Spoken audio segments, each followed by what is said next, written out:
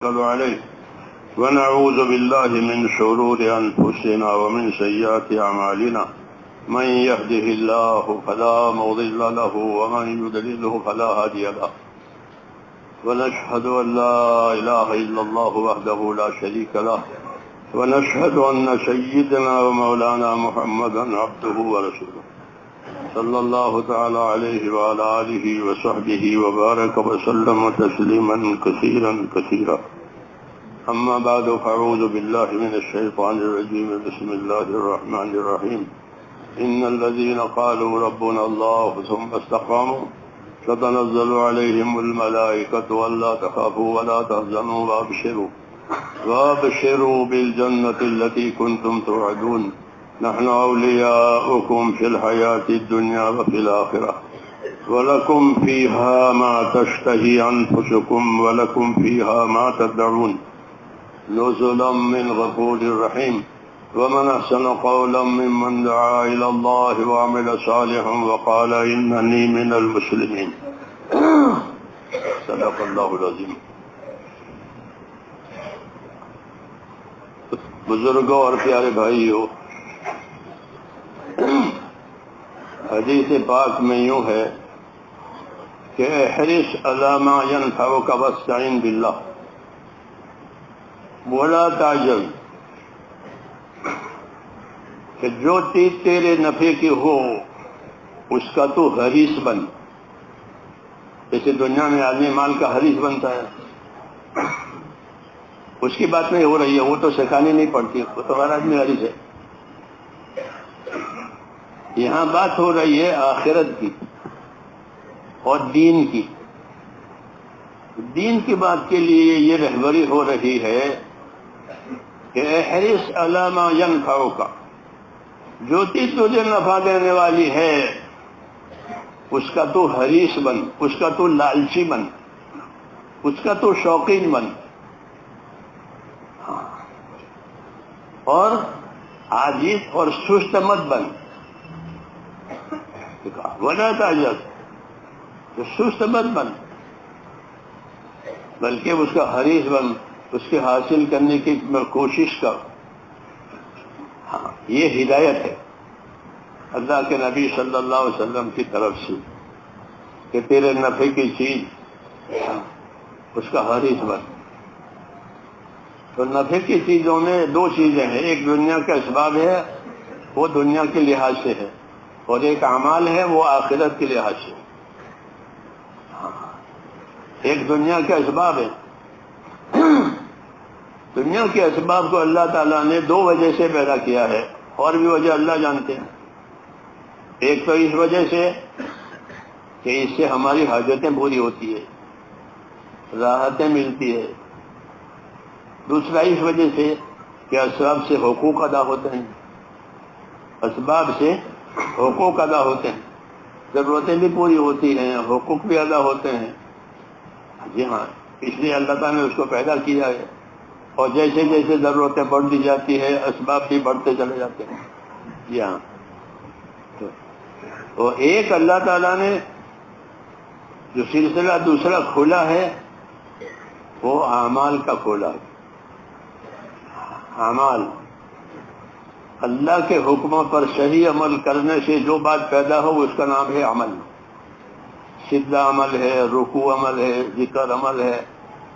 اللہ کے حکم پر عمل کرنے سے جو چیز پیدا ہو، جو کیفیت، جو حرکت پیدا ہو، وہ عمل ہوتا ہے.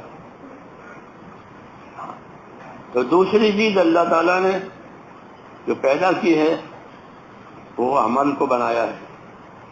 ہاں، اور اصل ذمہ داری وہ عمل کی ہی ہے، اور اصل کامیابی اور ناکامی کا دار و مدار بھی وہ عمل پر ہی ہے. کہ آدمی کی زندگی کامیابی کی طرف جائے گی، ناکامی کی طرف جائے گی، اس کا دار و مدار عمل پر ہے. جنت کے قابل بنے گا یا جہنم کے لائق بنے گا، یہ سب عمل کی وجہ سے ہے. اس لیے اللہ تعالیٰ نے نبیوں کے ذریعے سے عملوں کی لائن کھولی ہے. ہاں، عملوں کی لائن کھولی ہے کہ اپنی ذات کا استعمال، اپنے مال اسباب کا استعمال کیسے ہو. یہ تعلیم ہوتی ہے اللہ کے نبیوں کی کہ ہماری ذات کا استعمال کیسے ہو، کیونکہ آدمی کی ذات استعمال ہوتی ہے، نفع میں بھی، نقصان میں بھی، گناہ میں بھی، معصیت میں بھی استعمال ہوتی ہے وہ. ہاں، استعمال ہونے کے لیے ہی ہے، اسباب ہونے کی وجہ سے یہ استعمال ہوتی ہے.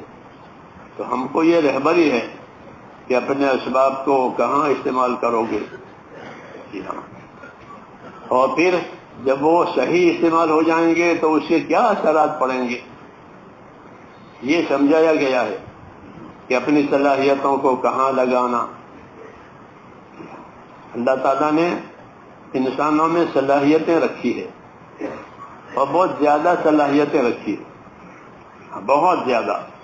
حدیثوں میں ہے کہ الناس معادن کمعادن الذهب والفضہ، کہ لوگ اپنی جگہ اتنے قیمتی ہیں جیسے سونے چاندی کی کانیں ہوتی ہیں. آدمی اپنی جگہ اتنا قیمتی ہے جیسے سونے چاندی کی کانیں ہوتی ہے. سونے کے کان میں سونا ہوتا ہے. جی ہاں. دانت اس کو نکالتے ہیں،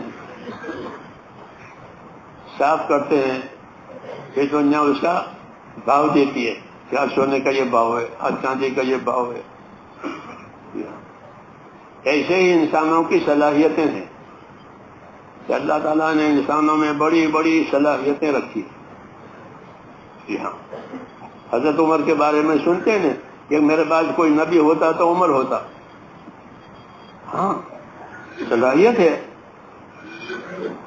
صلاحیت ہے. ایک جماعت حضور کی خدمت میں حاضر ہوئی، اس سے بات چیت ہوئی تو وہ ایسا جواب دے رہے ہیں، حضور پوچھ رہے ہیں وہ جواب دے رہے ہیں. حالانکہ کسی ڈگری میں وہ نہیں تھے کہ وہ ڈگری لیے ہوئے ہوں، قدرتی. تو حضور خوش ہو کر فرمان لگے فقہاء ادباء کادوا ان یکونوا انبیاء، تو اتنے سمجھدار ہیں، اتنے سمجھدار ہیں، اتنے باادب ہیں کہ ایسا لگتا ہے کہ نبی بن جاتے. فقہاء ادباء کادوا ان یکونوا انبیاء، ایسا لگتا ہے. تو کیا بتایا یہ کہ اللہ تعالیٰ نے صلاحیت رکھی ہے. جی ہاں، کیونکہ اللہ تعالیٰ نے بندوں کو اپنی عبادت کے لیے پیدا کیا ہے. یہ سب سے بڑا کام ہے،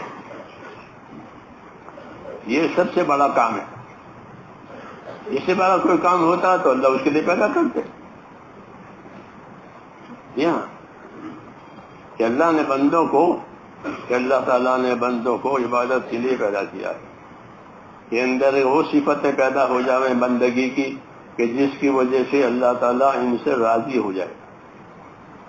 اور اللہ کا راضی ہو جانا یہ بڑی بات ہے. رضوان من اللہ اکبر، اللہ راضی ہو گئے یہ بڑی بات ہو گئی. اس سے بڑی کوئی چیز نہیں ہے کہ اللہ راضی ہو گیا. اور اللہ ناراض ہو گیا کہ اس سے زیادہ خطرناک کوئی چیز نہیں ہے کہ اللہ ناراض ہے. عیسیٰ علیہ السلام سے کسی نے پوچھا کہ سب سے زیادہ خطرے کی بات، سب سے زیادہ ڈرنے کی بات کیا ہے؟ فرمایا اللہ کا ناراض ہونا. یہ سب سے زیادہ ڈرنے کی بات، سب سے زیادہ خطرے کی بات کہ اللہ ناراض ہے. تو آدمی ان دونوں باتوں کا ذمہ دار ہے کہ یا تو اللہ تعالیٰ کو راضی کرے گا یا اللہ کو ناراض کرے گا. کسی ایک لائن پر جائے گا. اس لیے دنیا کی زندگی میں اپنی صلاحیتوں کی حفاظت کرنے کا حکم ہے کہ اپنی صلاحیتوں کی حفاظت کرو. جو صلاحیتیں، جو خوبیاں اللہ تعالیٰ نے دی ہیں ان کی حفاظت کرو. حضرت عمر رضی اللہ تعالیٰ عنہ اللہ کے راستے میں جانے والوں سے خاص طور سے یہ فرماتے تھے کہ تم لوگ خیر کے کاموں کے عادی بنو. یہ کہتے ہیں کہ تم لوگ خیر کے کاموں کے عادی بنو. آدمی خیر کے کاموں کا عادی بن جائے گا تو خیر اس کے لیے آسان ہو جائے گی عادی بننے کی وجہ سے. اور عادی اس وقت بنے گا جب اس کو بار بار کرے گا. ہاں یہ بار بار کرو. فرماتے بار بار اللہ کے راستے میں نکلو، بار بار اللہ کے راستے میں نکلو. فرماتے کہ بار بار اللہ کے راستے میں نکلو اور اتنا نکلو کہ دنیا کی پیاری سے پیاری چیز تمہیں اپنی طرف کھینچ نہ سکے. یہ معیار ہے، یہ معیار. ہاں یہ بار بار نکلو کہ دنیا کی پیاری سے پیاری چیز تمہیں اپنی طرف کھینچ نہ سکے. کیونکہ خروج یہ کوئی بذات مخصوص چیز نہیں ہے. آدمی کتنے دن باہر رہے گا؟ 10 سال باہر رہے گا. کتنے باہر رہے گا؟ رہ نہیں سکتا باہر. جی ہاں محدود ہے. تو وہ ایک دوا کے طور پر ہے، علاج کے طور پر ہے. تو وہ علاج یہ بات کہے کہ تم ایسے نکلو کہ دنیا کی کوئی پیاری چیز تمہیں اپنی طرف کھینچ نہ سکے، بلکہ کوئی چیز کھینچے تو وہ دین کھینچے. کہ دین کے ساتھ تعلق پیدا ہو جائے، دین کے ساتھ تعلق پیدا ہو جائے. مثلاً دعا میں روزانہ ساتھی مانگتے اللہم حبب الینا الایمان. مانگتے اے اللہ ایمان کی محبت عطا فرما. جیسے سامان کی محبت ہوتی ہے، چیزوں کی محبت ہوتی ہے، یہ مثلاً دعا ہے. اللہم حبب الینا الایمان، اے اللہ ایمان کی محبت ہمارے دلوں میں پیدا کر دے اور ایمان کو ہمارے دلوں میں مزین کر دے. ہاں زینت ترقی کا ذریعہ ہے. زینت جو ہے وہ ترقی کا ذریعہ ہے. اللہ نے دنیا کو زینت دی ہے تو دنیا روز روز ترقی کرتی ہے. کہ ایمان میں زینت دے دے تاکہ ایمان ترقی کرے. یہ سب سے بڑی ذمہ داری ہے ہماری ان اللہ کے بندوں کی کہ ہمارے ایمانوں میں طاقت پیدا ہو جائے، ہمارے ایمانوں میں قوت پیدا ہو جائے. کہ ایمان کی قوت سے کیا فائدہ ہوگا؟ کہ ایمان کی قوت سے یہ فائدہ ہوگا کہ حرام سے بچنے کی طاقت پیدا ہوگی. جب ایمان میں طاقت آئے گی تو آدمی حرام سے رک جائے گا، اور ایمان میں کمزوری ہوتی ہے تو حرام میں پھنس جائے گا.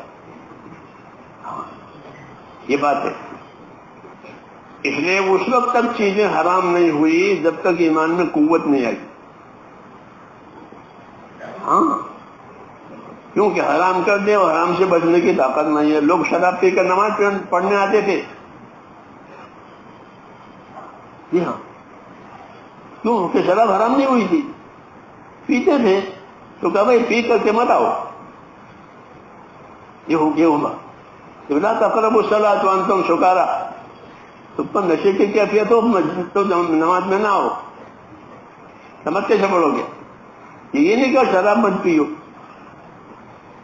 بلکہ کہا شراب پیا ہو تو نماز میں وہی مت آؤ. کیوں کہ ابھی بچنے کی طاقت نہیں پیدا ہوئی ہے. حکم آئے گا اور نہیں بچیں گے تو حکم توڑیں گے. یہاں ابھی تو حکم چھوٹ رہا ہے، اس بعد حکم توڑا بھی جائے گا. قانون کو توڑنا بہت سخت جرم ہے. کوئی چیز قانون بنے اسے توڑے تو وہ سخت ہے. اس لیے نہیں جا کر پی کر مت آؤ. کیوں کہ ابھی حرام سے بچنے کی طاقت پیدا نہیں ہوئی. ایسے ہی میرے دوستو یہی بات ہے کہ اللہ تعالیٰ نے ہم کو دین بھی دیا ہے اور دین کے تعلق سے کچھ کام دیے ہیں محنت کے، کہ اس محنت کا اثر یہ ہوگا کہ دین میں طاقت آئے گی. اور دین میں طاقت آئے گی تو 2 چیزیں بڑی ہیں. ایک اللہ کے فرائض کا ادا ہونا اور ایک اللہ کے حرام سے بچنا. یہ 2 چیزیں بڑی ہیں. ایک اللہ کے فرائض کا ادا ہونا اور ایک اللہ کے حرام سے بچنا. یہ مقابل کی چیزیں ہیں دونوں. کہ حرام اس سے بچنا فرض ہے اور جو فرض ہے اس کو چھوڑنا حرام ہے. جو فرض ہے اس کو چھوڑنا حرام ہے، نماز چھوڑنا حرام ہے۔ لوگ سوتے رہتے ہیں صبح، تو جانتے کہ صبح ہی صبح حرام کا گناہ ہو رہا ہے۔ ہاں، صبح ہی صبح حرام کا گناہ ہوا، کیوں؟ نماز چھوٹ گئی۔ تو فرائض کا چھوٹ جانا یہ حرام میں لے جائے گا۔ یہ طاقتیں پیدا کرنے کے لیے اللہ تعالیٰ نے ایمان کو رکھا ہے۔ اس کو، ایمان کو، ایمان میں جب قوت آئے گی تو پھر حرام سے بچے گا اور اللہ کے فرائض کو ادا کرے گا۔ اللہ کے جو فرائض ہیں وہ اللہ کے حقوق کہلاتے ہیں۔ جو چیز اللہ نے فرض کی ہے وہ کیا ہے؟ وہ اللہ کے حقوق ہیں۔ کہ نماز اللہ کا حق ہے، کہ نماز کسی اور کے لیے نہیں پڑھی جائے گی، اللہ کے لیے پڑھی جائے گی۔ کسی اور کے لیے پڑھنا شرک ہے۔ ایسے ہی زکوٰۃ، ایسے ہی حج، جو فرائض ہیں وہ سارے کے سارے فرائض وہ اللہ کے حقوق کہلاتے ہیں۔ اس لیے اپنے اندر ایسی طاقت پیدا کرنا کہ جس کی وجہ سے فرائض ادا ہو جاوے۔ اچھا، فرائض جیسے عبادات کے ہیں، دوسری چیزوں کے بھی فرائض ہیں کہ ہاں، یہ وضو کے 4 فرض، پھر نماز کے فرائض، ایسے ہی میرے دوستوں لین دین کے، کھانے کمانے کے، ان تمام چیزوں کے اندر اللہ تعالیٰ کے فرائض ہیں کہ یہ کرو، یہ مت کرو۔ تو ایمان کی طاقت اس لیے پیدا کرنی ہے تاکہ اللہ کا کوئی فرض نہ چھوٹے، کیونکہ وہ اللہ کا حق ہے، اور جو فرض چھوٹ گئے ہیں ان کو ادا کریں۔ بعض فرائض ایسے ہیں کہ وہ وقت پر بھی ادا ہوتے ہیں، وقت کے بعد بھی ادا ہوتے ہیں۔ جیسے نماز وقت پر ادا نہیں ہوئی تو کیا کریں کہ بغیر وقت کی قضا پڑھو۔ جیسے روزہ، ہاں، ان کا وقت مقرر کیا تھا، وہ وقت پر ادا نہیں ہوئی تو ان کی قضا بھی پڑھنا فرض ہے، جیسے ادا کرنا فرض ہے۔ یہ بھی اللہ کے حقوق میں سے ہے۔ جی ہاں، اللہ کے حقوق میں سے۔ تو ایمانی طاقت میرے دوستوں اس لیے پیدا کی جاتی ہے کہ اولاً اللہ تعالیٰ کا جو حق ہے وہ ادا ہو جائے۔ اللہ کا حق وہ ہے حق عبادت۔ حدیث صحیح میں ہے، حضور صلی اللہ علیہ وسلم نے فرمایا کہ معاذ، آپ کو معلوم ہے اللہ کا کیا حق ہے؟ کہ مجھے نہیں معلوم ہے۔ فرمایا اللہ کا حق یہ ہے کہ اسی کی عبادت کی جائے گی، اس کے ساتھ کسی کو شریک نہیں کیا جائے گا۔ تو عبادت اللہ پر ایمان کے ساتھ، اللہ پر ایمان کے ساتھ عبادت، یہ اللہ تعالیٰ کا حق ہے، اور بڑا حق ہے، بڑا حق ہے، بڑا حق ہے اس لیے کہ اسی کے لیے پیدا کیا ہے، اسی کے لیے پیدا کیا ہے۔ اگر اور کوئی بڑی چیز ہوتی تو اس کے لیے پیدا کرتے۔ اس لیے زندگی اللہ تعالیٰ کی عبادت والی بنانی یہ سب سے بڑا کام ہے، یہ سب سے بڑا کام کہ زندگی اللہ تعالیٰ کی عبادت والی بنے، بلکہ عبادت سے محبت ہو جاوے۔ کیا ہو جاوے؟ عبادت سے محبت ہو جاوے، عبادت سے تعلق ہو جاوے۔ جیسے حضور فرماتے میری آنکھوں کی ٹھنڈک نماز میں ہے۔ آنکھوں کی ٹھنڈک محبت کی علامت ہے۔ بچوں کو دیکھ کر آنکھیں ٹھنڈی ہو جاتی ہے۔ جی ہاں، ہوتا ہی نہیں ہوتا، محبت کی بات ہے۔ تو یہ بھی ہے کہ اللہ تعالیٰ نے جو کام ہم کو دیا ہے اس کی تاثیرات میں سے یہ ہے کہ اللہ کی عبادت سے محبت ہو جاتی ہے۔ ہاں، اس اعتبار سے اپنے آپ کو دیکھنا چاہیے کہ ہمارے اندر عبادت کی عظمت، عبادت کی محبت کتنی پیدا ہوئی، یا ابھی بوجھ ہے، ہوتا ہے نہیں بوجھ۔ تو یہ دیکھنا ہے کہ عبادت کی محبت پیدا ہوئی یا عبادت ابھی بوجھ بن رہی ہے۔ ہاں، اس لیے میرے دوستو اگر عبادت بوجھ بن رہی ہے تو بوجھ ہونا اس کا صحیح ہے۔ کیوں صحیح ہے؟ کہ عبادت حق ہے، سچی چیز ہے۔ جو چیز حق ہوتی ہے، سچی چیز ہوتی ہے، وہ بوجھ ہوتی ہے۔ جو باطل ہوتی ہے اس کا بوجھ نہیں ہوتا۔ جو چیز باطل ہو بوگس ہو اس کا کوئی موت نہیں ہوتا، وہ ہلکی ہوتی ہے، باطل ہلکا ہوتا ہے. صحابہ کے مواعظ میں لکھا ہوا ہے کہ باطل ہلکا ہوتا ہے اور حق بھاری ہوتا ہے، بھاری ہوتا ہے نفس پر. تو اس کا بھاری ہونا یہ اسے حق ہونے کی علامت ہے کہ فجر کی نماز بھاری ہے، عشاء کی نماز بھاری ہے، منافقوں پر ہے نا حدیث میں کہ منافقوں پر فجر اور عشاء بھاری ہے. کیوں؟ ان میں ایمان نہیں ہے اور یہ آرام کا وقت ہے، کھانے پینے کا وقت ہے عشاء اور فجر. جی ہاں، تو وہ ان پر بھاری ہے ایمان نہ ہونے کی وجہ سے. اور جیسے یہ بھاری ہیں تو فجر کا اور عشاء کا ثواب باقی نمازوں سے زیادہ ہے کہ عشاء کی نماز جماعت سے پڑھی پھر فجر کی نماز جماعت سے پڑھی تو کیا ملے گا؟ بولو، کہ پوری رات عبادت میں کھڑا ہونے کا ثواب ملے گا. ہاں، یہ بتایا گیا ہے کہ عشاء پڑھی پھر فجر پڑھی جماعت سے تو گویا پوری رات قیام کیا ہے عبادت میں. ہاں، یہ بھاری ہے. تو جو چیز جتنی اپنے اندر حقانیت رکھتی ہے اتنی وہ چیز بھاری ہوتی ہے آدمی کے نفس پر. کہ نفس اسے بھاگتا ہے، جان بچاتا ہے. اس لیے محنت دی گئی، مجاہدہ دیا گیا، دعوت دی گئی تاکہ جو چیز نفع دینے والی ہو اس کا حرص کرو. حدیث میں کہ احرص علی ما ینفعک واستعن باللہ، کہ جو چیز تیرے نفع کی ہے تو اس کا حریص بن، تو اس کا لالچی بن، تو اس کا شوقین بن. اور کوئی رکاوٹ آئے تو اللہ سے مدد مانگ تاکہ تیرے نفع کی چیز تو اس کو مل جائے. یہ تعلیم دی ہے. ہاں، ایمان کا یہی تقاضا ہے. جو ایمان اللہ تعالیٰ نے ہم کو دیا ہے اس کا یہی تقاضا ہے کہ جو چیز ہماری نفع کی ہے، ہماری آخرت کی ہے، اس کے ہم حریص بن جائیں. اس لیے میرے تو نبیوں کی محنت کا ایک اثر یہ ہوتا ہے، بھئی نبی والی محنت کہ اس کا اثر کیا ہوتا ہے؟ کہ اس کا ایک اثر یہ ہوتا ہے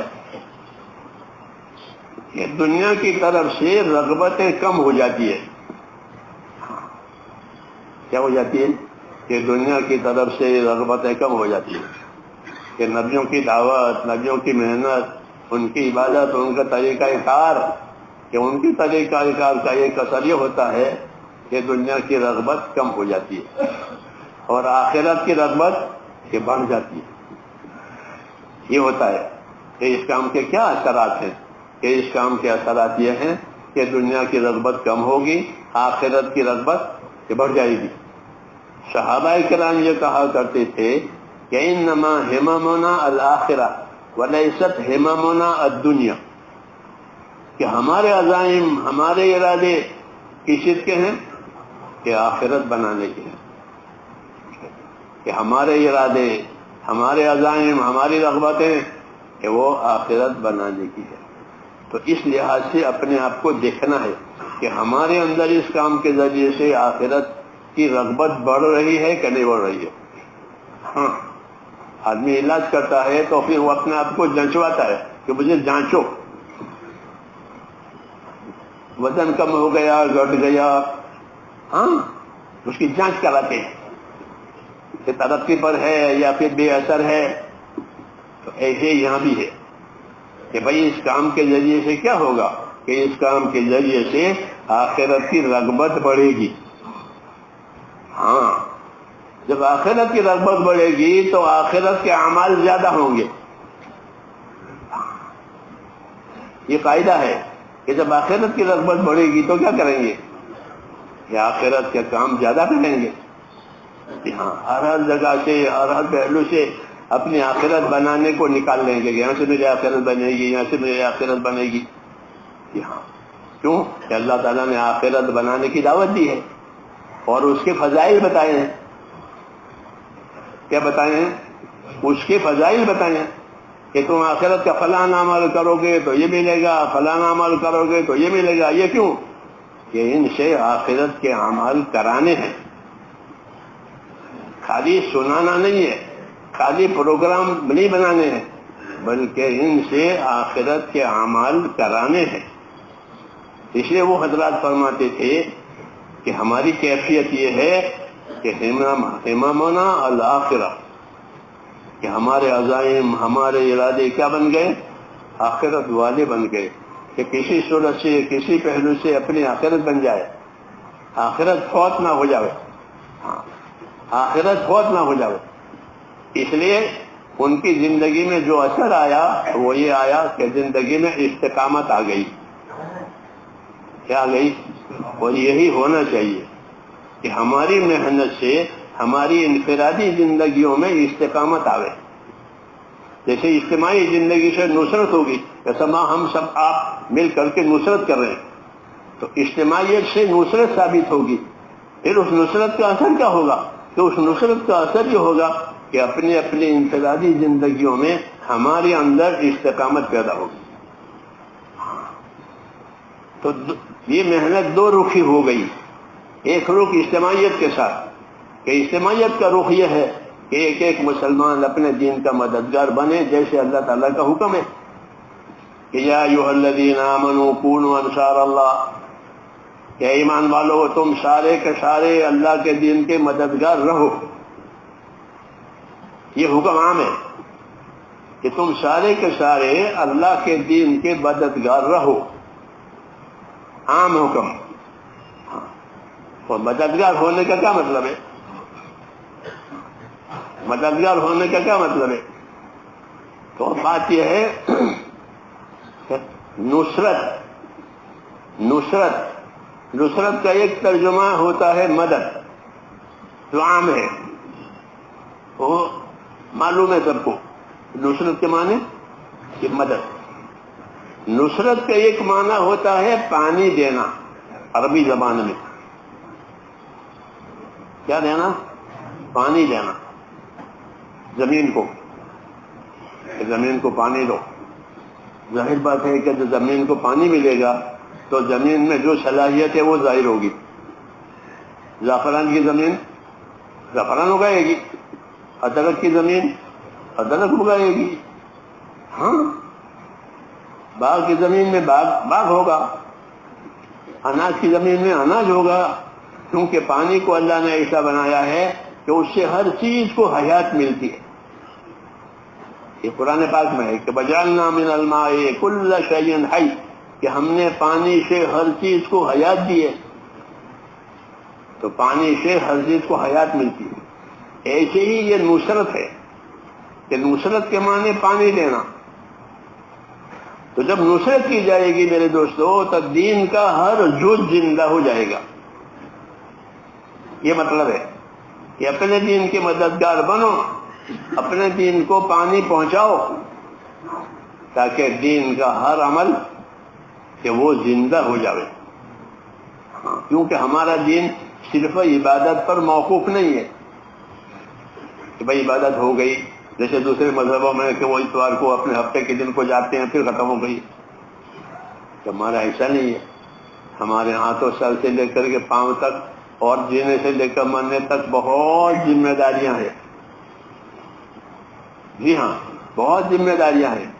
ان ذمہ داریوں کی پورا کرنے کا نام دین ہے، ان ذمہ داریوں کے پورا ہونے کا نام کہ دین ہے۔ جو جو ذمہ داریاں اللہ تعالیٰ نے ڈالی ہے، انفرادی ہے، اجتماعی ہے، تو اس کا سیکھنا، اس کا سکھانا، اس کا زندگیوں میں لانا اور اس کی دعوت دینا، ہاں اس کے لیے راستہ بنانا، ماحول بنانا، یہ بھی ہمارا کام ہے۔ تو اس کے لیے راستہ بناؤ تاکہ لوگ آسانی سے چلیں۔ صحابہ کا ایک طبقہ وہ تھا پہلا کہ جنہوں نے کام کیا، تو ان کے کام کرنے کی وجہ سے بعد میں آنے والے طبقے کے لیے راستہ بن گیا اور وہ آسانی سے اوپر چل لیتے۔ اس لیے اللہ تعالیٰ نے ان کے درمیان میں فرق مراتب کیا ہے کہ جو لوگ پہلے ہیں ان کا درجہ اونچا ہے، جو ان کے بعد والے ہیں وہ بھی صحابی ہیں لیکن وہ ان کے برابر نہیں ہے، ان میں دونوں میں فرق ہوگا کیونکہ انہوں نے راستہ بنایا۔ ہمارے ذمے بھی یہ دونوں باتیں ہیں کہ ہم راستہ بھی بنائیں گے، راستہ بھی بنائیں گے اور خود بھی چلیں گے، خود بھی چلیں گے اور راستہ بھی بنائیں گے دوسروں کے لیے، اور خود بھی چلیں گے۔ اس لیے میرے دوستو، یہ قاعدے کی بات ہے کہ جتنی اجتماعیتیں ہوتی ہیں وہ اجتماعیتیں افراد کو بنانے کے لیے ہوتی ہے۔ ہاں، ایک کلاس بنا کر تعلیم دی جاتی ہے، جی ہاں، اکیلے کو نہیں بلکہ ایک کلاس بنا، 10-20 ایک جماعت بنائی، ایک کلاس بنائی اور ان کو تعلیم دی،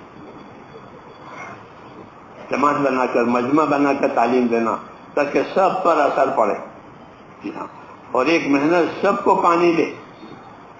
یہی ہے حال ہماری اجتماعیت کا ہے کہ ہم اجتماعی طور پر مل جل کر محنت کریں گے تاکہ ہر ایک کی زندگی میں اس کا اثر جاوے،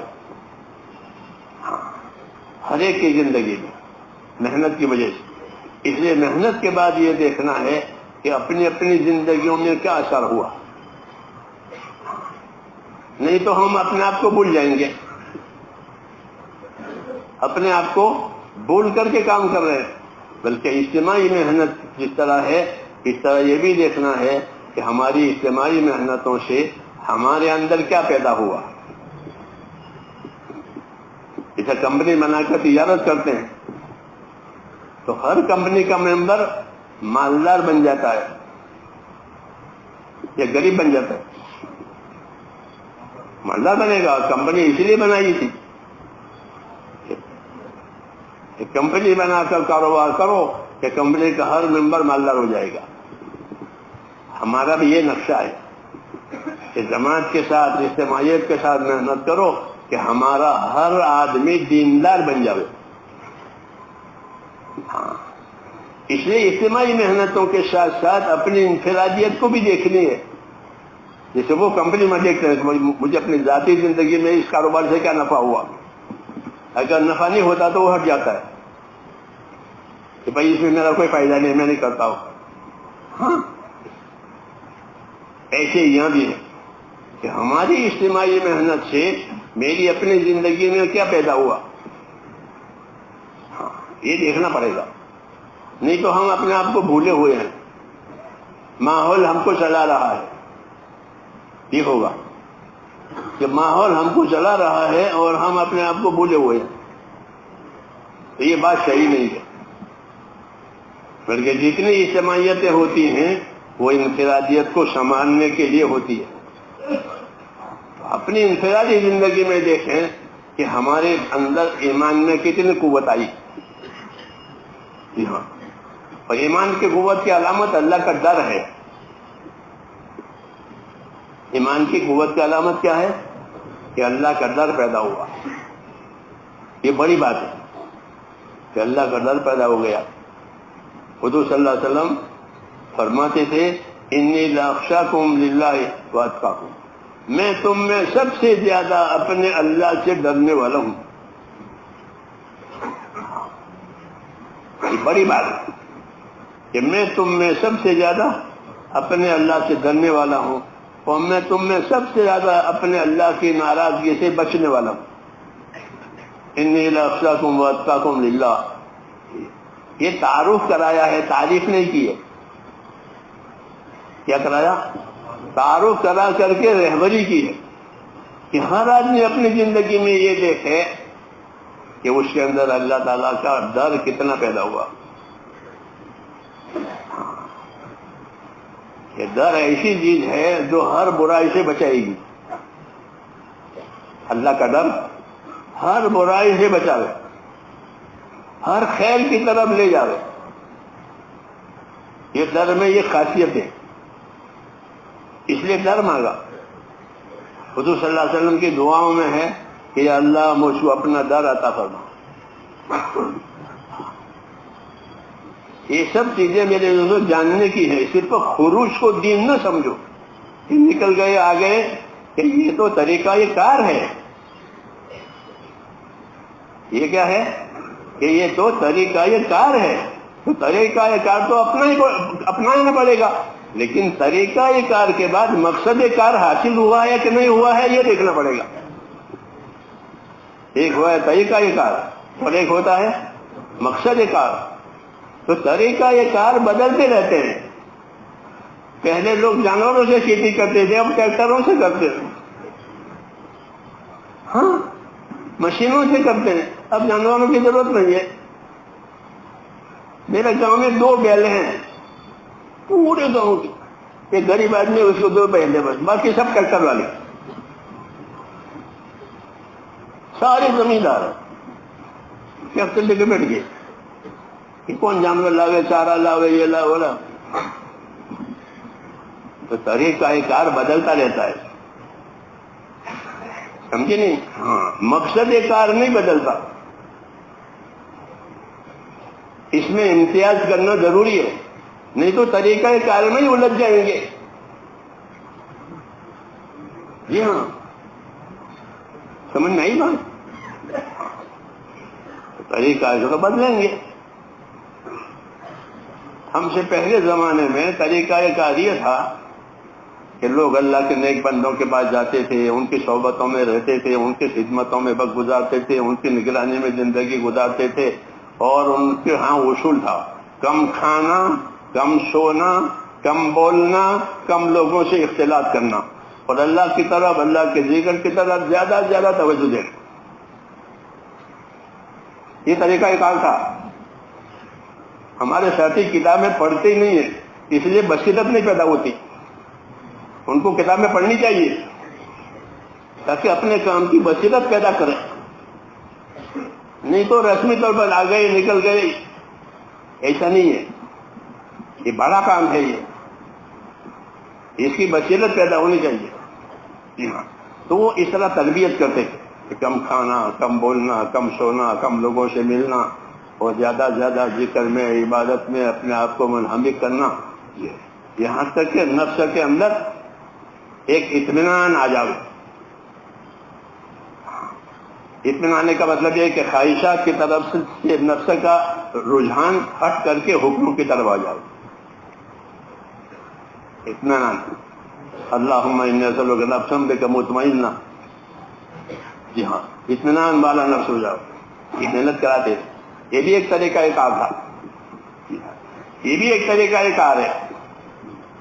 جی ہاں اس کا بھی بڑا اثر ہے، اس کا بڑا اثر ہے اس کام کا. جی ہاں اور بہت وزنی اثر ہے. مولانا اجازت صاحب فرماتے تھے کہ میں اس کام کو کار نبوت سمجھتا ہوں. کیا سمجھتا ہوں؟ کہ یہ کار نبوت ہے جو ہم کو اللہ تعالیٰ نے حضور صلی اللہ علیہ وسلم کی برکت دیا ہے. تو نبی کی 2 نظر ہوتی ہے، ایک نظر اللہ پر، ایک نظر امت پر. ایک نظر اللہ پر کہ جو کچھ ہوگا وہ اللہ سے ہوگا، اللہ ہی کرے گا. ہاں کوئی کچھ بھی کہے کہتے اللہ ہمارے ساتھ ہے. نہیں، حضور نے کہا اللہ ہمارے ساتھ ہے. ابو بکر نے کہا یا رسول اللہ کہ اللہ ہمارے ساتھ ہے. تو ان کی نگاہ کس پر ہوتی ہے؟ کہ اللہ پر ہوتی ہے. دوسرے درجے میں ان کی نظر اپنی امت پر ہوتی ہے. جس کام کے لیے وہ بھیجے گئے ہیں کہ امت کے اندر وہ چیز پیدا ہو جاوے کہ جس سے امت کا تعلق اللہ سے صحیح ہو جاوے. امت کا تعلق اللہ تعالیٰ سے صحیح ہو جائے.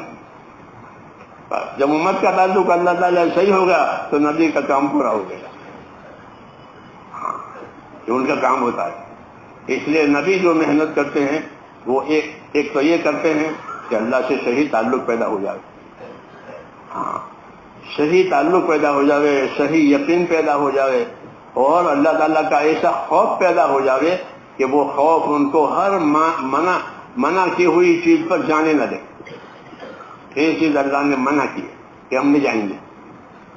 ہاں ایمان میں طاقت آئی کہ جتنی منع کی ہوئی چیزیں اب اس میں نہیں جائیں گے، اور جتنی چیزیں اللہ تعالیٰ نے لازم کی ہے کہ وہ فوت نہیں ہوگی، وہ فوت نہیں ہوگی، وہ ادا ہوگی. یہ ایمانی طاقت کی تاثیر ہے. اس لیے ہمارا پہلا نمبر لا الہ الا اللہ، اللہ کا تعلق. کہ اللہ کا تعلق ایسا پیدا کرو کہ جو تمہیں اللہ کے فرائض پر کھڑا کرے، اللہ کے حرام سے بچائے، اور اللہ کے دین کے تقاضوں پر چلائے. یہ حق ہے، اس کا حق ہے کلمے کا. یہ کلمہ کہ اس کا حق یہ ہے کہ کلمے کے تعلق سے اپنے آپ کو ایسا استعمال کرو کہ اللہ کے فرائض ادا کراوے. اللہ کے فرائض میں یہی فرائض نماز روزہ زکوٰۃ حج یہ فرائض ہے. یہی اسلام ہے. اسلام کی بنیاد اسی پر ہے ہاں کہ اللہ کے فرائض ادا ہو جائیں. نماز زکوٰۃ روزہ حج یہ عبادت کے لائن کے فرائض ہیں. اسلام میں عبادت ان 4 طریقوں سے ہوتی ہے. نماز سے، روزے سے، زکوٰۃ سے، حج سے. اور ان میں قرآن شریف کی تلاوت اور ذکر ہوتا ہے وہ بھی عبادت میں ذکر. جی ہاں یہ عبادت کے فرائض ہے. تو پہلی ذمہ داری ہماری میرے دوستوں اس دعوت کے ذریعے یہ آتی ہے کہ ہمارے یہ فرائض صحیح ادا ہو جائیں. ہاں یہ فرائض صحیح ادا ہو جائیں. ہماری نمازیں سنت کے مطابق ہو جائیں. کیسے ہو جائیں؟ علم و ذکر کا یہ مطلب ہے. تو تیسرا نمبر ہے نا علم و ذکر، تو وہ کس کے لیے؟ گننے کے لیے. پہلا کلمہ، دوسرا نماز. یہ تو بچوں کی بات ہے، یہ گننے کے لیے نہیں ہے، بلکہ زندگی کو علم و ذکر پر لانا ایسا ہے جیسے ریل کو پٹڑی پر لانا. ہاں ریل پٹڑی پر نہیں ہے تو دیر ہو جائے گی، دیر ہو جائے گی، نہیں چلے گی. ہاں اور پٹری پر ہو تو پھر میلوں کا سفر گھنٹوں میں کرے گی. کیوں؟ وہ اپنی پٹری پر آ گئی. اس لیے علم و ذکر کا مطلب یہ ہے کہ ہماری زندگی کی گاڑی اس پر آوے. کس پر آوے؟ علم و ذکر پر آوے. ہاں یہ بات بہت ضروری ہے. علم و ذکر کے بغیر دین نہیں ہے. امام غزالی فرماتے ہیں دین میں تو 2 ہی چیزیں ہیں، ایک ایمان ہے، ایک علم ہے. دین میں کیا ہے؟ ایک ایمان اور ایک علم. ایمان کے ذریعے سے اللہ کو پہچانو، پھر اللہ کو پہچانو تو پھر اللہ کے کیا کیا حقوق ہیں اس کو سیکھنے کے لیے علم سیکھو. پھر اللہ کیا کہنا چاہتے ہیں وہ علم ہے تو اس کو سیکھو. یہ 2 ہی چیزیں ہیں. تو علم و ذکر جو ہے وہ ہماری زندگی کی اصلی چیز ہے. کہ اللہ کا حق پہچاننے کے لیے بھی علم ہے، آپس کے حقوق پہچاننے کے لیے بھی علم ہے.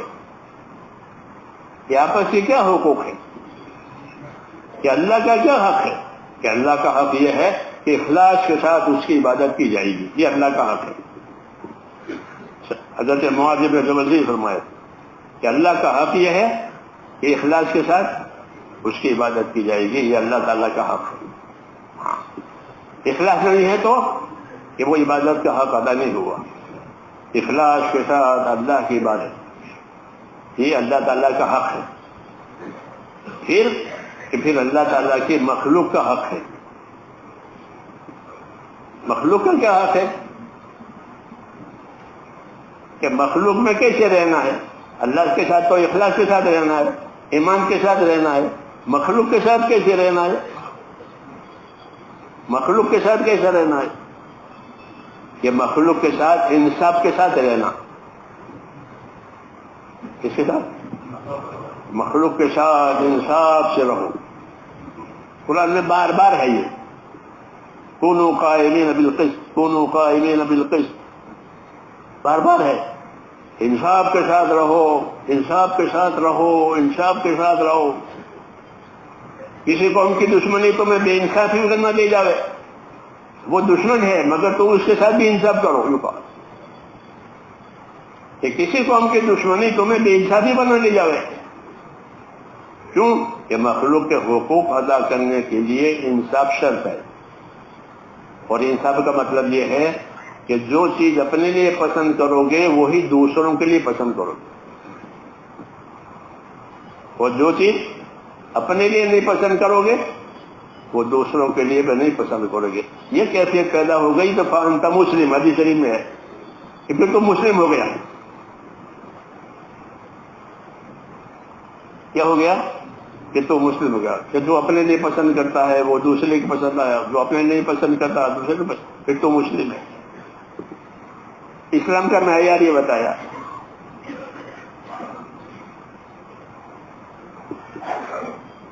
یہ علم و ذکر کا مطلب ہے کہ جو علم و ذکر لے کر کے ہم چل رہے ہیں وہ زندگی کی ہر حالت کے ساتھ ہے. ہاں، جیسے ریل کی پٹری، کہ ریل کی پٹری ریل کے ساتھ ہر حالت میں ہے، اس کے بغیر ریل چل ہی نہیں سکتی. ایسے میرے دوستو علم و ذکر کہ وہ ہماری زندگی کی ہر حالت کے ساتھ ہے. کہ ہاں اگر یہ ہو جاوے کہ ہماری زندگی علم و ذکر والی، حضرت فرماتے تھے کہ اگر ہمارا کام صحیح اصولوں پر چلا تو 700 سال پہلے کا اسلام آ جائے گا.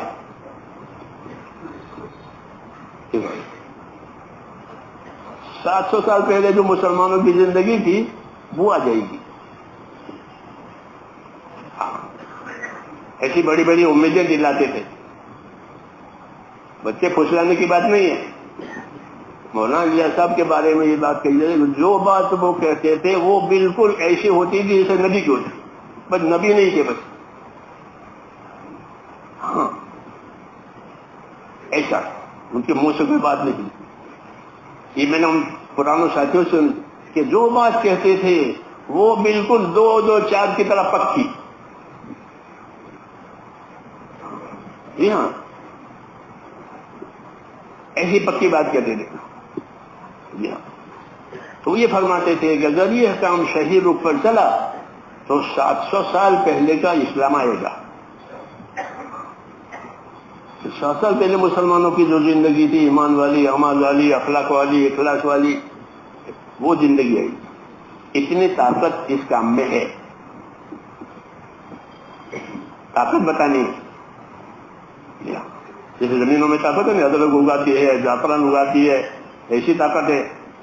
ایسے ہی کہتے ہیں اس محنت میں یہ طاقت ہے. ہاں اس لیے میرے دوستو اس کو اس بات سے بچانا ہے کہ یہ رواج نہ بنے. کیا نہ بنے؟ ایک رواج بن گیا، ایک پروگرام بن گیا، یہ حجاب ہو جائے گا. ہاں کوئی چیز رواج بنی، کوئی چیز پروگرام بنی تو وہ حجاب ہو جاتی ہے حقیقت تک پہنچنے میں. ہاں ہاں یہی بات ہے کہ وہ حجاب بن گئی کہ یہ کر لیا ہو گیا. ایسا نہیں ہے، بلکہ اپنے کام کو، دین کے اس کام کو ایک تو علم و ذکر کی روشنی میں کرنا ہے. کیا کرنا ہے کہ اس کے بارے میں کیا علم دیا گیا ہے اور جو علم دیا گیا اس سے عمل کرنے کا کیا طریقہ دیا گیا ہے. جی ہاں آدمی کی حالت ہوتی ہے نہیں، آدمی راحت میں بھی ہوتا ہے، مصیبت میں بھی ہوتا ہے، معصیت میں بھی ہوتا ہے، اطاعت میں بھی ہوتا ہے. یہ 4 حالتیں ہوتی ہیں آدمی کی. 4 حالتیں ہوتی ہیں. راحت میں ہوگا یا مصیبت میں ہوگا، اطاعت میں ہوگا، تابعداری میں ہوگا یا گنہگاری میں ہوگا. 4 حالتوں سے کوئی حالت خالی نہیں ہوتی. علم و ذکر کا مطلب یہ ہے کہ ان حالتوں میں علم و ذکر کیا روشنی دیتا ہے. کہ میں راحت میں ہوں تو راحت کا کیا دین ہے؟ کھانا پینا، آرام کرنا. یہ نہیں، نبیوں کی سنت راحت میں یہ ہوتی ہے کہ جب ان کو راحت ملتی ہے، رکاوٹ آتے ہیں، وہ اپنا کام زیادہ کرتے ہیں. یہ نبیوں کی سنت ہے. راحت ہو گئی، رکاوٹ ختم ہو گئی تو اب کیا کرنا؟ اپنا کام زیادہ کرنا کہ اب تو راحت ہے. حضور صلی اللہ علیہ وسلم مکہ فتح ہونے کے بعد عبادت بہت کرتے تھے. یہ جو پاؤں پر ورم آنے والی باتیں نا وہ اس وقت میں تو مکہ فتح ہو گیا، دشمنیاں ختم ہو گئی، رکاوٹیں ختم ہو گئی، لوگوں کا رجوع ہو گیا، تو کیا کرنا چاہیے؟ ہمیں بھی یہ سب لوگ رجوع کر رہے ہیں تو لوگ تو اپنی عبادت بڑھاؤ، یہ دعوت ہے. اگر ہماری عبادت بڑھتی ہے لوگوں کے رجوع ہونے کی وجہ تو ہم سنت پر ہیں، نہیں تو رواج پر ہیں کہ بڑے بڑے جلسے کرو، بڑے بڑے اجتماع کرو. نہیں، سنت پیغمبر یہ ہے کہ جب اللہ کے بندوں کا رجوع ہو تو رجوع کرانے والوں کا اللہ کی طرف رجوع زیادہ ہو. یہ سنت ہے. ہمارا کام سنت پر ہی چلے گا. کس پر چلے گا؟ ہاں، کہ سنت کی نوعیت ایسی ہے جیسے نوح علیہ السلام کی کشتی. یہ علماء نے لکھا ہے. کشتی میں سوار ہو گیا تو بچ گیا، تو کشتی میں نہیں سوار ہوا تو ڈوب گیا. تو جو چیز سنتوں میں آئی، جو زندگی سنت پر آ گئی کہ وہ بچ گئی، گمراہی سے، ہلاکت سے، فتنے سے اس کا بچاؤ ہو گیا. یہی راستہ ہے اور کوئی راستہ نہیں ہے بچنے کا. سمجھے نہیں؟ ہاں، جیسے اللہ ایک ہے اسی کی عبادت کی جائے گی. رسول ہمارا ایک ہی ہے، باقیوں پر ہمارا ایمان ہے. اتباع ان کا ہے، اتباع ان کا. ہم ان کا اتباع کریں گے، ایمان سب پر لائیں گے، تو اتباع ان کا کریں گے. تو ان کے اتباع میں نجات ہے. یہ کرنے کا مطلب ہوا. اس لیے زندگیوں کو اس محنت کی اثرات سے و برکات سے اپنی زندگیوں کو اتباع پر لانا ہے. کیا کرنا ہے؟ اتباع پر لانا ہے کہ ہماری زندگیوں میں اتباع ہے. اتباع کے بغیر دین نہیں ہے، یاد رکھو. اتباع کے بغیر دین نہیں ہے. اتباع دو چیزوں کا ہوتا ہے، یا اتباع ہوا کا یا اتباع خدا کا. یا اتباع ہوا کا یا اپنی خواہشات کا. یا تو انسان اپنی خواہش کی اتباع کرے گا، یا خواہشات سے بچائے گئے تو حق کی اتباع کرے گا. ہاں، حضور صلی اللہ علیہ وسلم حق اور ہدایت کے ساتھ بھیجے گئے ہیں. کس کے ساتھ؟ هو الذی ارسل رسولہ بالہدی ودین الحق. کہ اللہ وہ پروردگار ہے جس نے اپنے رسول کو بھیجا ہے. کس کے ساتھ؟ کہ بالہدی ودین الحق. ہدا و دین الحق کا مطلب یہ ہے کہ صحیح عقائد کی تعلیم دینے کے لیے اور صحیح اعمال کی تعلیم دینے کے لیے بھیجا ہے. یہ مطلب ہے اس کا. هو الذی ارسل رسولہ بالہدی ودین الحق. کہ اللہ نے اپنے نبی کو ہدا اور حق کے ساتھ بھیجا، یعنی صحیح عقائد کے ساتھ بھیجا. کہ اللہ کو کیسا ماننا، رسول کو کیسا ماننا، آخرت کو کیسا ماننا، قبر قیامت کو کیسا ماننا. یہ عقائد کہلاتے ہیں، جو غیب میں ہے، ہمارے سامنے نہیں ہے. ان کو کیسے ماننا، وہ عقائد کہلاتے ہیں. اور پھر ان کو مان کر اپنی جان مان کو کیسے استعمال کرنا، ان کو عمل کہتے ہیں. کیا کہتے ہیں؟ ان کو عمل کہتے ہیں. تو اللہ نے اپنے رسول کو اس لیے بھیجا ہے. تو هو الذی ارسل رسولہ بالہدی ودین الحق. کہ اللہ نے اپنے نبی کو صحیح عقائد کی تعلیم دینے کے لیے، صحیح اعمال کی تعلیم دینے کے لیے بھیجا ہے. اسے نبی کی اتباع کے بغیر یہ دونوں چیزیں حاصل نہیں ہوگی. اس لیے ہر دعوت کا، ہر تعلیم کا یہی مقصد ہے کہ زندگی میں اتباع آ جائے. کیا آ جائے؟ اتباع آ جائے. کہ ہم کو ہمارے نبی نے یہ راستہ دکھایا ہے، ہم کو نبی نے اس راستے سے بچایا ہے. وہ یہی تقاضا علم و ذکر کا ہے. ورنہ علم و ذکر کا کیا استعمال ہے؟ جاتے ہیں آتے ہیں اللہ کے راستے میں. نہیں، جانا آنا علم و ذکر لے کر. جی ہاں، جانا آنا علم و ذکر لے کر جانا، علم و ذکر لے کر آنا. سب سے پہلا علم جو آسان ہے وہ لینا. وہ کیا کہ فضائل کا علم لو. کون سا علم لو؟ فضائل کا علم لو. یہ آسان ہے. انبیاء کرام پر ایک علم فضائل کا اترتا ہے، ایک علم مسائل کا اترتا ہے.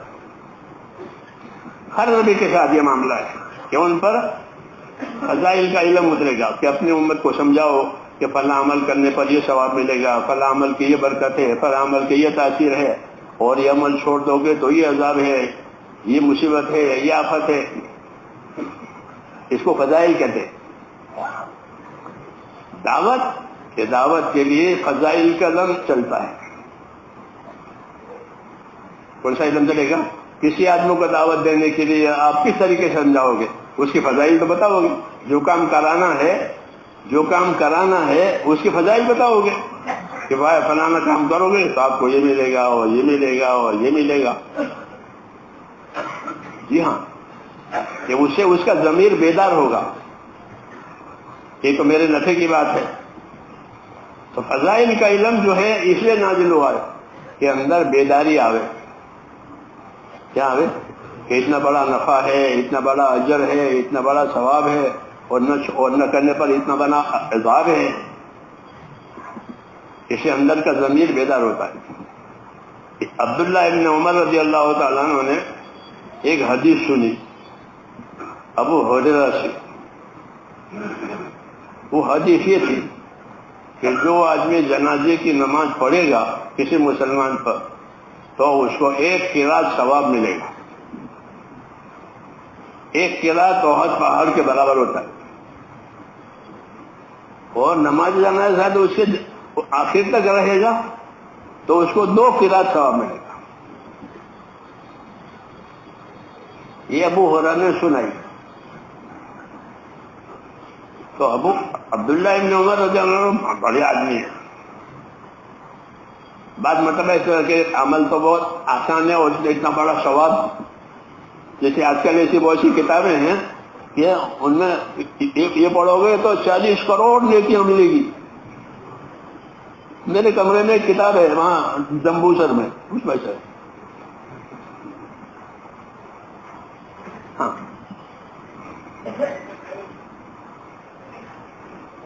تو اس لیے ان کو تردد ہوا کہ جنازہ کوئی مشکل کام تو ہے ہی نہیں. دفن میں رہنا کوئی مشکل اس پہ پڑے اتنا بڑا ثواب. تو ابو ہریرہ کو ٹوکا انہوں نے. ابو ہریرہ کو ٹوکا کہ ابو ہریرہ سوچ کر بولو، بھول تو نہیں رہے ہو. تو ابو ہریرہ ناراض ہوئی. ابو ہریرہ ناراض ہوئے کہ میں ایسی بے پردگی اڑاتا ہوں.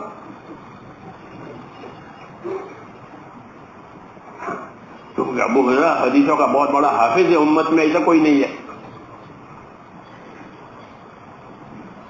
جی ہاں، ایسا حافظ ہے. تو ناراض ہوئے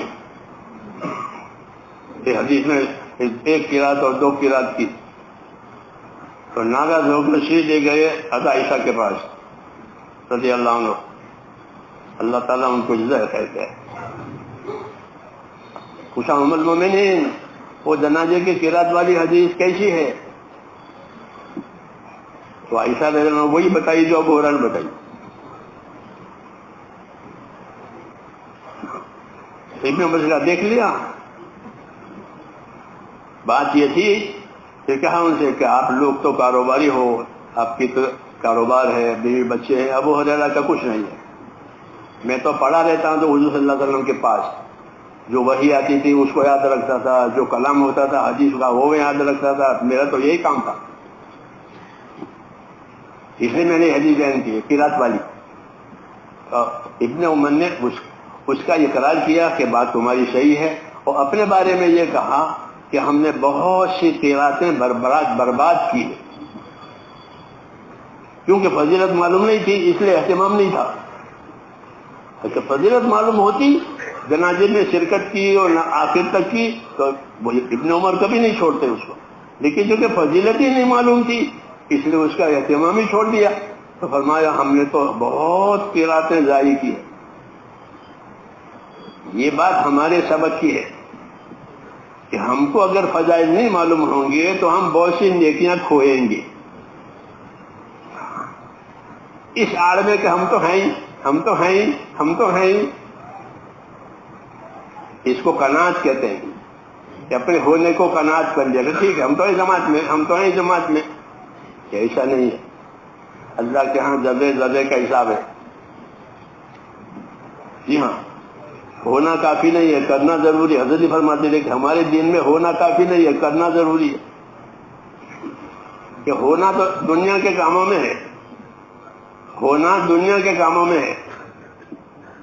جی ہاں، تو دین کے کاموں میں، تو دین کے کاموں میں ہونا کافی نہیں ہے، کرنا ضروری ہے.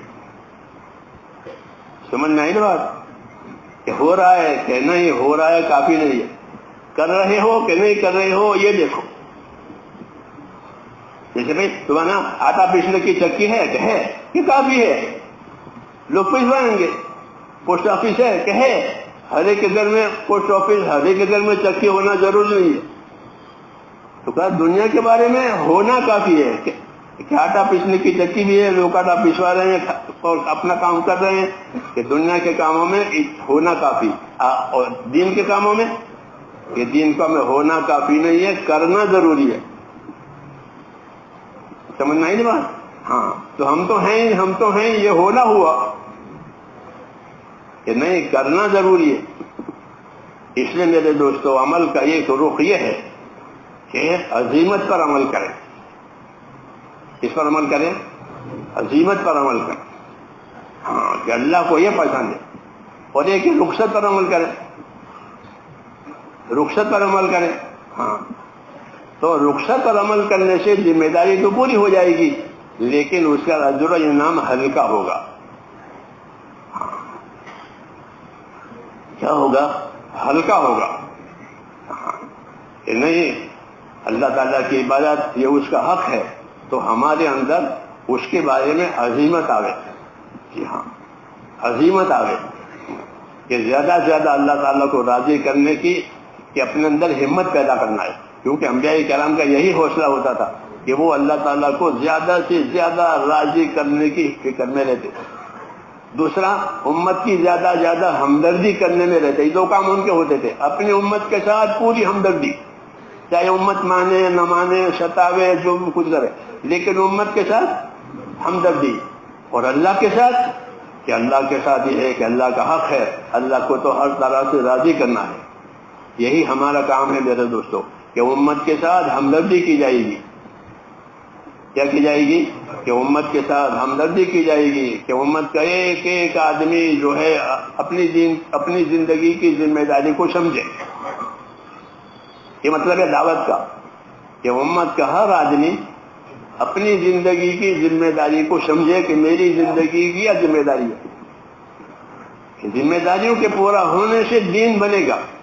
ذمہ داری پوری نہیں ہوگی تو دین کیسے بنے گا؟ اس لیے اپنی زندگی کی ذمہ داریوں کو سمجھنا ہے. اس میں سب سے پہلے اللہ تعالیٰ کے فرائض ہیں. کیا ہیں؟ کہ جو چیزیں اللہ تعالیٰ نے ہم پر فرض کی ہے وہ پوری ادا ہو جائے. مثلا نماز ہے کہ نماز پوری ہو، صحیح ادا ہو. کوئی نماز اپنے اوپر باقی نہ رہے، کوئی نماز اپنے اوپر باقی نہ رہے. کہ میں بالغ ہونے کے بعد سے اب تک میرے ذمے کوئی نماز نہیں ہے، ایسے بنے. یہ ضروری ہے، چاہے کوئی اس مسئلے کو سمجھے نہ سمجھے. کیونکہ بہت سے ساتھی ایسے ہیں کہ انہوں نے پہلے نمازیں نہیں پڑھی ہے اور اب جماعت میں آ گئے ماشاءاللہ، اب پڑھ رہے ہیں، تو باقی نمازیں ان کے ذمے ہیں. وہ معاف نہیں ہوگی تبلیغ میں پھرنے سے. ہاں تبلیغ میں پھرنے سے وہ معاف نہیں ہوگی، وہ اس کی ادائیگی ضروری ہے. مولانا یوسف رحمۃ اللہ علیہ روانگی میں قضا نمازوں کی بھی رہبری کرتے تھے. پتہ نہیں آپ لوگ کرتے ہو نہیں کرتے میں نہیں جانتا. آپ کو روانگی ہمارے ذمہ آتی بھی نہیں. اور کہتے ہیں ہاں حضرت فرماتے قضا نمازیں پڑھو جو تمہاری چھٹی ہوئی ہے. جی ہاں نوافل نہ پڑھے تو حساب نہیں ہوگا نوافل کا، لیکن اس کا حساب ہوگا. جی ہاں تو اپنی قضا نمازیں ہاں وہ بھی ایسی فرض ہے جیسے کہ اب عشاء کی نماز فرض ہوگی، ادا بھی فرض ہے، وہ بھی فرض. تو ہمارا یہ کام میرے دوستوں اپنی زندگی کا یہ ہے کہ ہمارے اوپر سے اللہ تعالیٰ کے فرائض ادا ہو جائیں. نماز ہو، پائی کی زکوٰۃ پائی کی، کیونکہ زکوٰۃ غریب کا حق نہیں ہے، اللہ کا حق ہے. زکوٰۃ غریب کا حق نہیں ہے.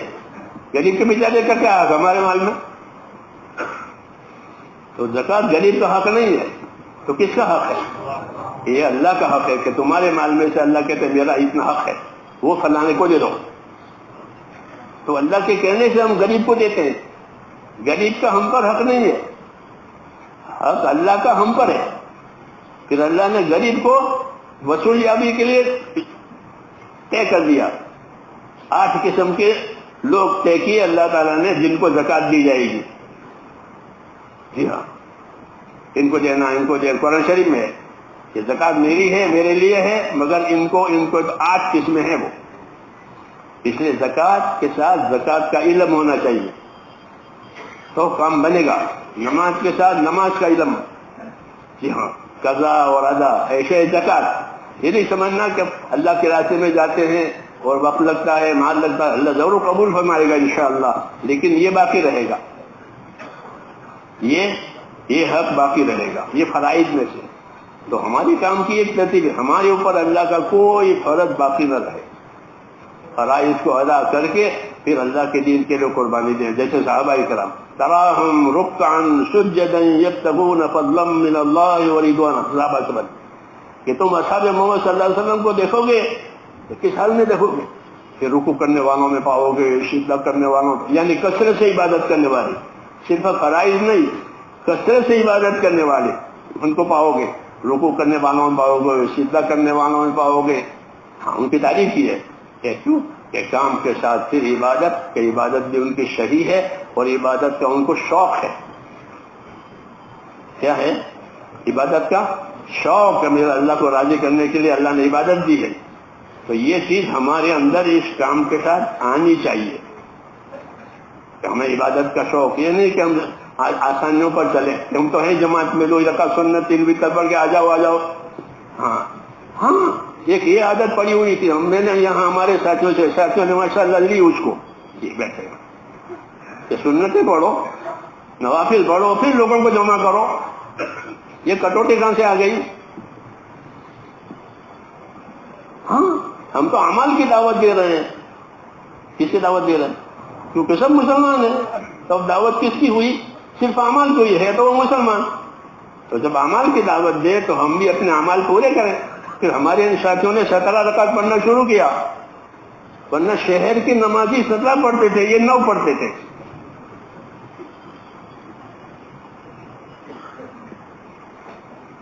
شہر کے نمازی والے جو جماعتوں میں تعلق ان کا نہیں، وہ 17 عیسیٰ کی پڑھتے تھے. پھر ہمارے ساتھیوں نے الحمدللہ یہاں اس کو لیا کہ عیسیٰ کی 17 پڑھیں گے، پھر حیات صحابہ سنیں گے. ورنہ حیات صحابہ سننے کا کیا مطلب؟ نماز چھوڑ کر حیات صحابہ سنیں. صحابہ تو نمازوں والے تھے. تراہم رکعا سجدا کہ تم ان کو رکوع سجدوں میں پاؤ گے، اور یہ حیات صحابہ وہ چھوڑ کے پڑھے. تو یہ باتیں میرے دونوں قابل اصلاح کہلاتی ہے. یہ کوئی رد میں وہ نقد نہیں کرتا، بلکہ قابل اصلاح چیزیں ہیں یہ ہماری زندگی میں، ہمارے کام میں. جی ہاں، اصلاح ہوئی. دیکھو نماز کی اصلاح ہوئی ہے. کیسے؟ کہ نماز میں پہلے سلام کرنا جائز تھا، بولنا جائز تھا. لوگ آتے تھے حضور کو سلام کرتے تھے، حضور نماز میں ہوتے. پھر اصلاح ہوئی کہ اب کوئی بات نہ کرے، قوموا للہ قانتین، اللہ کے سامنے عبادت گزار بن کر کھڑے رہو، اب مت بولو. تو نماز کی اصلاح ہو گئی. تو ایسی تبلیغ کی اصلاح کرنی ہے. سمجھے نہیں کہ تبلیغ میں جو چیزیں کمی کوتاہی کی ہیں اس کو نکال دو اور اپنی تبلیغ کو صحیح کرو. جیسے نماز کو اللہ نے صحیح کرا، روزوں کو صحیح کرایا.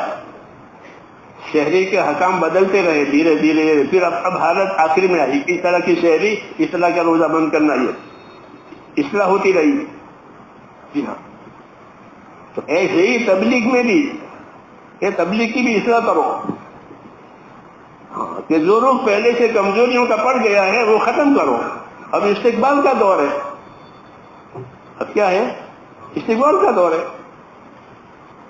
پہلے 50 سال پہلے یہ ہوتا تھا کہ ایک آدمی کو تو یہاں کھڑا کرتے تھے، ایک آدمی کو وہاں کھڑا کر دیتے. بالکل یہ بالکل ایسے نہیں، فرضی بات نہیں ہے. بالکل جو یہاں کھڑا ہے وہ بھائی آ جاؤ، بھائی آ جاؤ. اور جو وہاں کھڑا ہوتا تھا بھائی رک جاؤ، بھائی رک جاؤ، وہ روکنے کے لیے دروازے پہ کھڑا ہوتا تھا. یہ بٹھانے کے لیے ہوتا ہے، ایسے دو آدمی لگے. ہاں اب اللہ کا شکر ہے ماشاءاللہ، اللہ کے اتنے مہمان آتے ہیں کہ ان کی جو جگہ کی فکر ہو جاتی ہے کہ ان کو کہاں جگہ دیں گے، ان کی مہمانی کیسے کریں گے. یہ بڑا انعام ہے اللہ کا.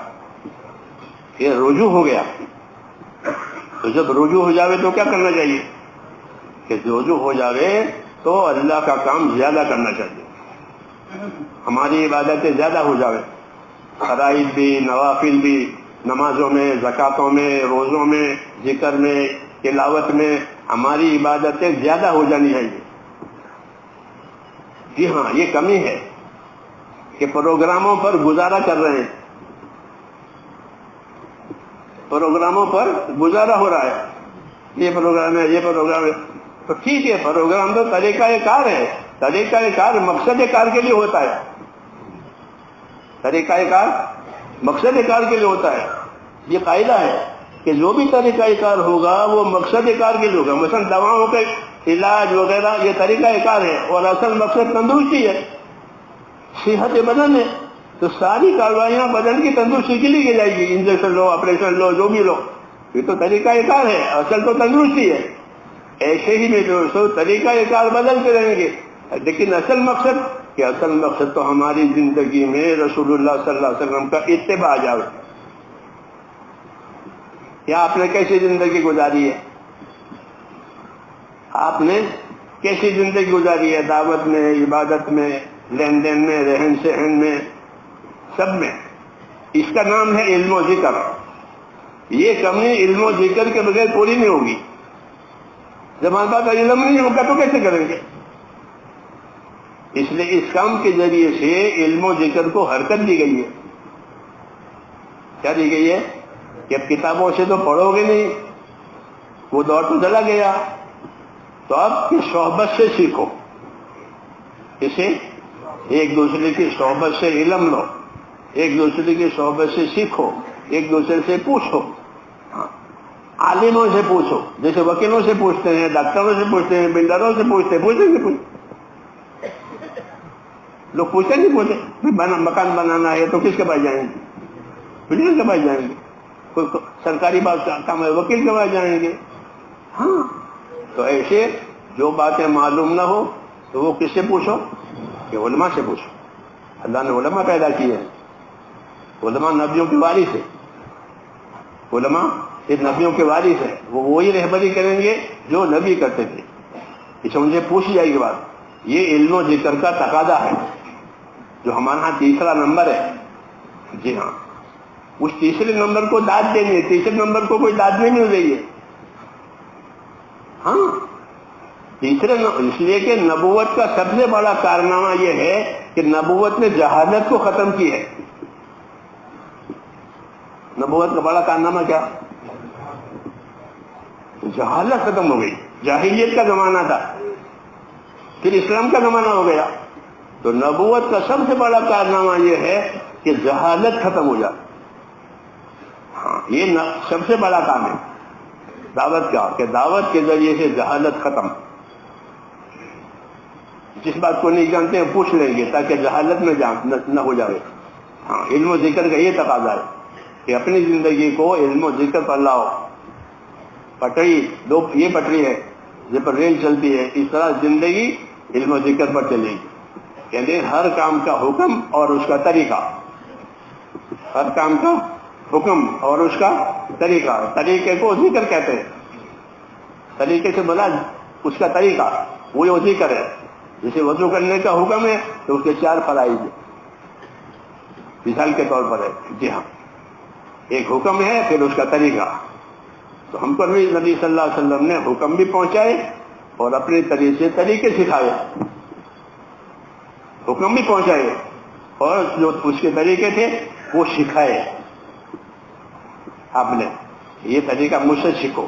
حکم تو اوپر سے آئے گا، اللہ کی طرف سے آئے گا. وضو کرو، نماز پڑھو، زکات دو. کتنی زکات دینی ہے، کس کو دینی ہے، یہ طریقہ کہاں سے ملے گا؟ یہ حضور صلی اللہ علیہ وسلم سے. یہ کلمے کا مطلب ہے کہ زندگی حکم والی، زندگی نبی کے طریقے والی، یہ علم و ذکر کا تقاضا ہے. اس میں بہت کمی ہے، اس میں بہت کمی ہے. ہاں کہ زندگی کے ہر کام کو علم و ذکر پر لانا، کہ اس کا حکم معلوم کرنا، اس کا طریقہ جاننا ایک، پھر اس کی فضیلت معلوم ہونا کہ میں نے یہ حکم پورا کیا، یہ طریقے پر کیا تو مجھے اللہ کیا دیں گے. اس سے بنے گا یقین. کیا بنے گا؟ یقین بنے گا کہ اسلام میں دو ہی چیزیں بڑی ہیں، ایک یقین ایک تقوی. دو چیزیں بڑی ہیں، ایک یقین اور ایک تقوی. یقین جو ہوگا وہ اطاعت پر لے جائے گا، اور تقوی ہوگا وہ گناہ سے بچائے گا. ہاں یہ دو چیزیں ہیں. ہاں وَلَوْ أَنَّ أَهْلَ الْقُرَىٰ آمَنُوا وَاتَّقَوْا لَفَتَحْنَا عَلَيْهِمْ بَرَكَاتٍ مِّنَ السَّمَاءِ وَالْأَرْضِ. کہ شہروں میں رہنے والے لوگ اپنی زندگی ایمان تقوی پر لے آئیں تو اللہ فرماتے ہیں ہم ان کو آسمان سے بھی برکتیں دیں گے، زمین سے بھی برکتیں دیں گے. تو زندگیوں کو ایمان یقین پر لانا کہ اللہ کے وعدوں کا یقین، دین کے حق ہونے کا یقین، اس کی نافرمانی میں ناکامی کا یقین، یہ سب یقین ہے. زندگی اس یقین پر آوے، اور پھر اس یقین کو پورا کرنے کے لیے جو طریقہ دیا گیا ہے اس کا اتباع ہو جاوے. کیا ہو جاوے؟ اس کا اتباع. یہ علم و ذکر کی غایت ہے. کہ علم و ذکر سے یہ مطلب ہے کہ جو حکم تمہیں دیا گیا ہے اس کی فضیلت بھی جانو، اس کا طریقہ بھی جانو، اور اس کو اپنے آپ کو اس کا پابند کرو. تو ہماری زندگیوں میرے دوستو دو ذمہ داریاں ہیں. ایک اللہ تعالیٰ کے دین کی نصرت کی جو ہو رہی ہے، کہ دین کی نصرت کر رہے ہیں، مدد کر رہے ہیں، جی ہاں، وقت دے رہے ہیں، مال دے رہے ہیں، تقاضے پورے ہو رہے ہیں، یہ نصرت کہلاتی ہے. یہ کیا کہلاتی ہے؟ یہ نصرت ہے. یہ بھی مطلوب ہے اور یہ ضروری ہے. دوسری چیز کہ دوسری چیز اپنی اپنی ذاتی زندگی میں استقامت آوے. ایک تو یہ ان سے اجتماعی ہے کہ بھائی جماعت بنے گی، مشورے سے بنا جگہ جائے گی، تو یہ تو اجتماعیت ہوئی.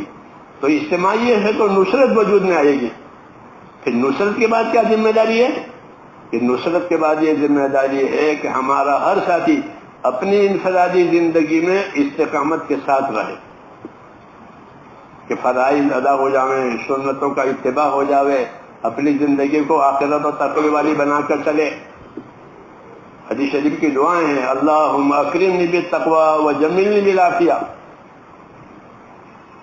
اللہم اکرمنی بالتقوی، کہ یا اللہ مجھے میرا اکرام کر، مجھے تقوی دے کر، وجملنی بالعافیہ، اور میری زندگی میں خوبی پیدا کر، عافیت و آرام دے کر، کہ مجھے عافیت ہو، کوئی بلا نہ آوے. عافیت اللہ سے مانگی جائے. عافیت کا کیا مفہوم ہے؟ عافیت کا کیا مفہوم ہے؟ حدیثوں میں اللہ سے عافیت مانگو. اب حضرت عباس ابن عبد المطلب سے حضور نے فرمایا چلتا ہے کہ چلتا اللہ سے عافیت مانگو. پھر پوچھا کیا مانگو؟ کیا عافیت مانگو. عافیت ہے کیا چیز؟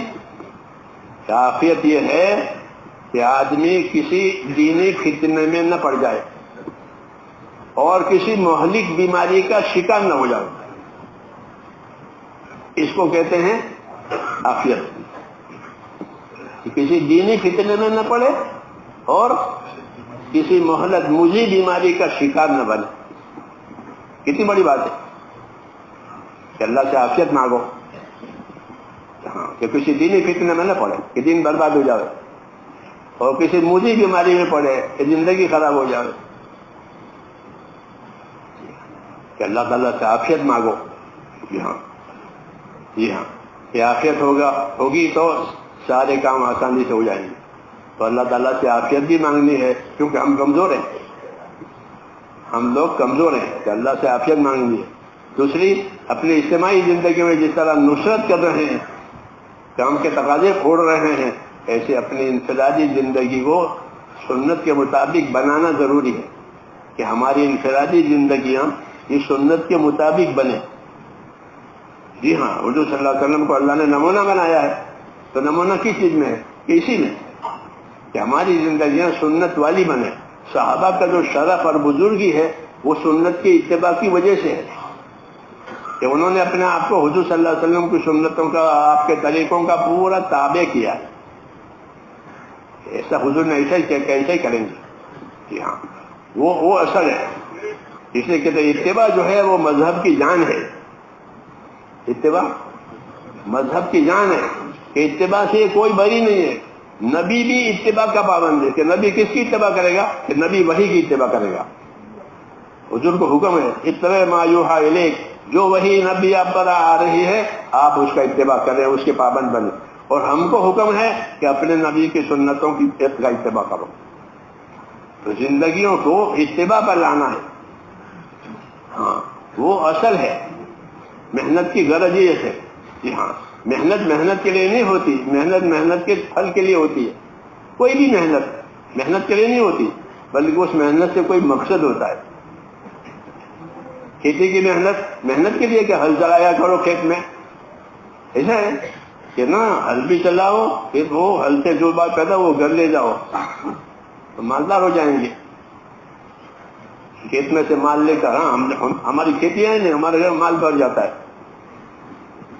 جی ہاں، کیونکہ کھیتی کا یہی مقصد ہے کہ کھیتی کی محنت کرو یعنی زمین سے مال لو. تجارت کی محنت کرو کہ تجارت سے مال لو. دین کی محنت کرو تو اس کا کیا مطلب ہے کہ زندگی کے لیے ہدایت لو اللہ سے، تاکہ زندگی ہدایت پر آوے، طریقے پر آوے، اتباع پر آوے. یہ اصل ہے. تو دیکھنا چاہیے کہ دن بھر میں کتنی سنتوں پر عمل کرتا ہوں. یہ آدمی ذاتی طور پر دیکھے یہ کہ صبح آنکھ کھلی ہے تو وہاں سے لے کر کے سونے تک کتنی سنتوں پر عمل کیا، یہ دیکھا پڑے. کوئی ٹوکے گا نہیں، کوئی پوچھے گا نہیں. یہ تو اپنے آپ کو زندگی بنانے کی بات ہے.